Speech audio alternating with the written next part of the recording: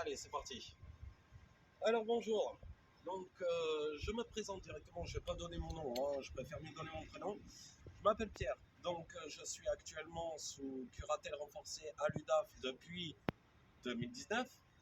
Le problème est qu'en étant à l'UDAF, déjà je ne les sentais pas parce que j'avais rencontré ma première mandataire, Roxane Fichera.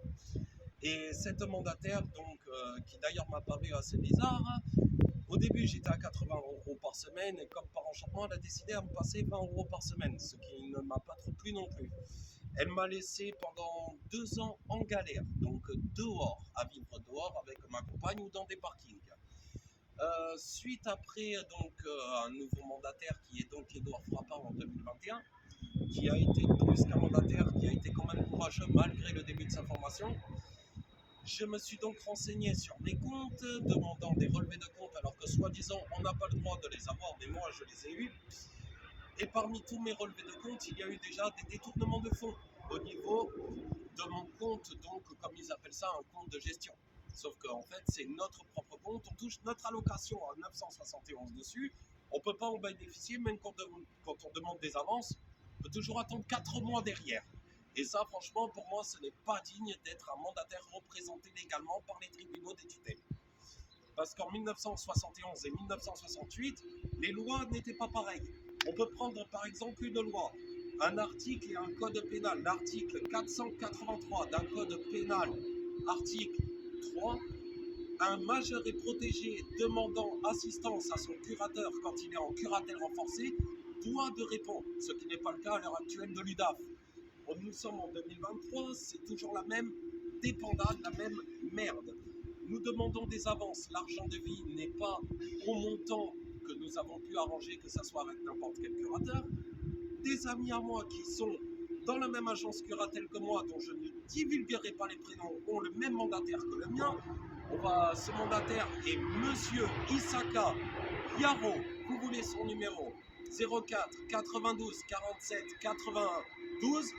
Vous voulez lui écrire un mail iyaro@udap06.fr ou soit, à cause de tout ça, de tous ces détournements de fonds, je vous donne aussi son adresse postale de son domicile. Pour moi, c'est pas un problème.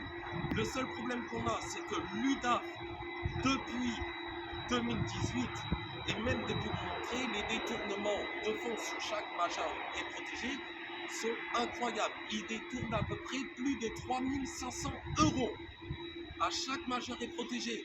Alors ils se font payer 2500 euros à rien foutre et ils se ramassent 3500 derrière. C'est pas étonnant que des gens comme nous trouvent un appartement et même avec un enfant jeune nourrisson de 5 mois qu'on nous place comme ça sans raison. Soit on ne sait pas le gérer à cause de notre maladie, ce qui est faux, ils ne sont pas là pour le voir 24 heures sur 24. Ou soit alors on a un procès, on est trop fragile. Arrêtez vos conneries.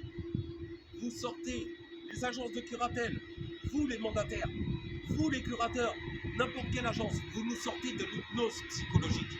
Certes, on peut s'endormir quand on est mineur, mais une fois passé à la majorité, on grandit beaucoup plus vite, car notre vécu est beaucoup plus difficile que le vôtre derrière un bureau.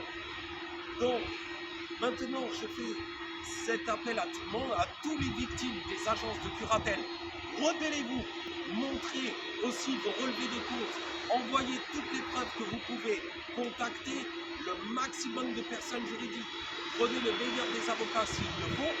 Actuellement, l'UDA 06 en collaboration avec la CIM depuis 2006 qui s'envoient des majeurs et protégés comme des yolos, mais qui se permettent de les mettre dehors sans raison, changer les serrures, placer un enfant à peine au bout d'une semaine de la naissance, comme ça a été mon cas avec ma femme, on n'en peut plus. Donc, maintenant, c'est simple, les mandataires, vous nous avez tous déclaré une guerre en nous prenant pour des abrutis, parce que voilà, soi-disant, on a un grain dans la tête, on est sorti de psychiatrie, mais derrière le vécu qu'on a vécu, vous ne connaissez pas.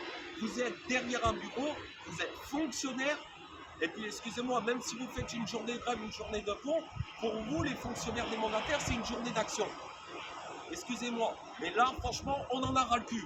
Alors, je fais appel à toutes les victimes des mandataires, détournement de fonds, ou alors abus de pouvoir, manipulation, chantage affectif ou psychologique.